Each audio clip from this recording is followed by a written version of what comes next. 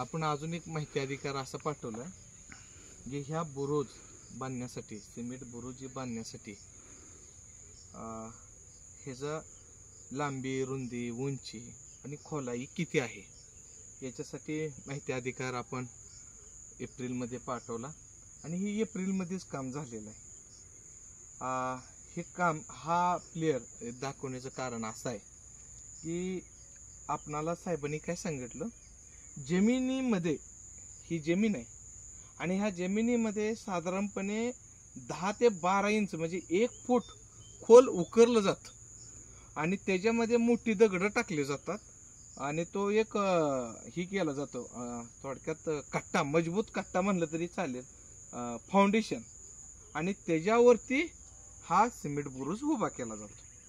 मित्रांनो, ही बुरुज उभा करत असताना इथं सुद्धा मी प्रत्यक्षदर्शनी होतो, त्याचा एक आपल्याकडे व्हिडिओ आहे।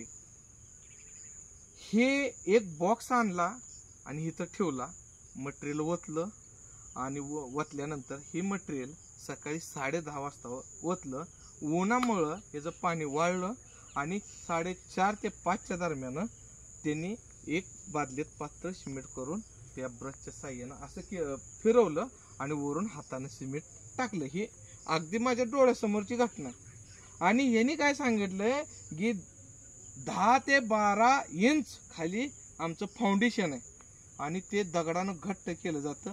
मित्रांनो, कधीही निरीक्षण करण्यासाठी आपण माहिती अधिकार मागवतोय, जरी आपल्याला तो प्राप्त झाला तर आपण ह्याची चौकशी चालू केली। ह्याच्यामध्ये 2 इंच नव्हे 1 इंच जमीन उकरून हा प्लेयर उभा केला नाही, नुसता जमिनीवरती। ह्याची क्वालिटी तर बोलूच नका, आता नुसता पाऊस झालेला आहे बघा, ह्याची अवस्था बघा, 3 ते 4 महिन्याची ही अवस्था आहे। हे फॉरेस्टला जमीन येण्याच्या आधी पुण्यश्लोक अहिल्यादेवी होळकर शेळी मेंढी फार्म मर्यादित महामंडळची ही क्षेत्र आहे आणि त्यांनी 1980 साली हे पूर्ण ह्यांचं 1200 एकर क्षेत्र आहे।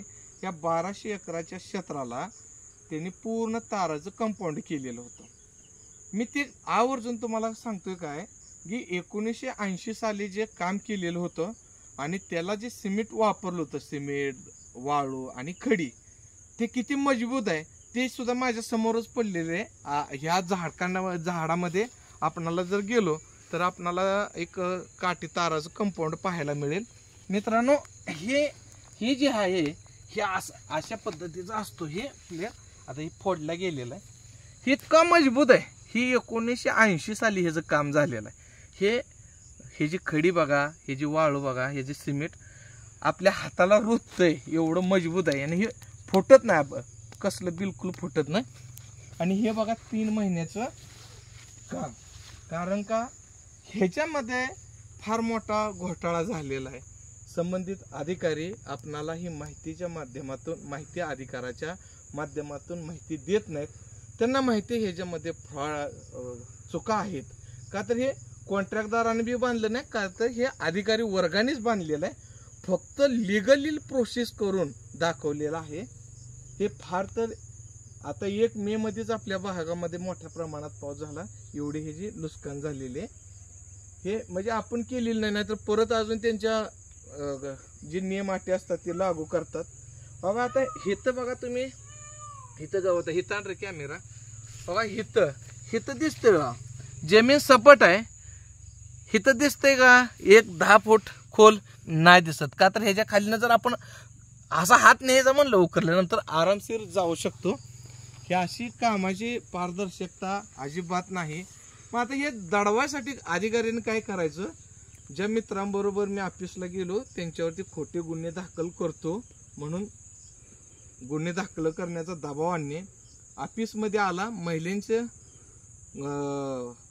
आडून गुन्हा दाखल करतो आणि अधिकारी डायरेक्ट आपल्या घरी येतात, दमदाटी अपशब्द बोलतात, मोठ्या धमक्या देतात। ह्याच्या मागं प्रचंड मोठी एक लॉबी बी असू शकते, मी त्याचे म्हणत नाही, पण हे काम अतिशय भ्रष्ट अधिकाऱ्यांनी, अतिशय भ्रष्ट आणि अतिशय हलक्या क्वालिटीचं केलेलं आहे। हा व्हिडिओ बनवण्याचं कारण असं होतं की ह्यांनी काय सांगितले की त्याचं 10 ते 12 इंच फाउंडेशन आणि त्याच्यात दगडाचा आणि त्याच्यावरती हा सिमेंट बुरुज आहे, हे समजा खोटा आहे. आपण त्यांना चौकशी जेव्हा आपण माहिती अधिकार येईल, जेव्हा चौकशी समिती येईल त्यावेळी आपण सिद्ध करायला आपण सांगतो. आता हा मी व्हिडिओ जर बनवला तर हा व्हिडिओ इथं नंबर बी पाहिजे होता. पहिल्या बी व्हिडिओमध्ये सांगितलं की त्या नंबरवर त्यांना एका क्षणामध्ये कुठला सिमेंट बुरुजचा मी व्हिडिओ बनवलाय, त्यांना एका बघता क्षणीमध्ये ह्या जमिनीचं जे गट आहे हे कुठल्या गावामध्ये आहे, नाव आहे, कुठल्या तालुक्यात आहे, कुठल्या जिल्ह्यात आहे आणि त्या गावच्या गटामध्ये कोणत्या गटामध्ये हा सिमेंट बुरुज उभा आहे आणि ह्या सिमेंट बुरुजला एक अंक असतो, तो कुठल्याही सांगोल तालुक्यातल्या बुरुजावरती ह्यांनी जाणून बुजून हा अंक क्रमांक ह्या प्लेअरचा टाकलेला नाही. अशा अनेक प्रकारचे त्यांचे भ्रष्टाचार आहेत. आज आपण त्यांचा उघड ही कथा त्यांची सांगितलेली आहे.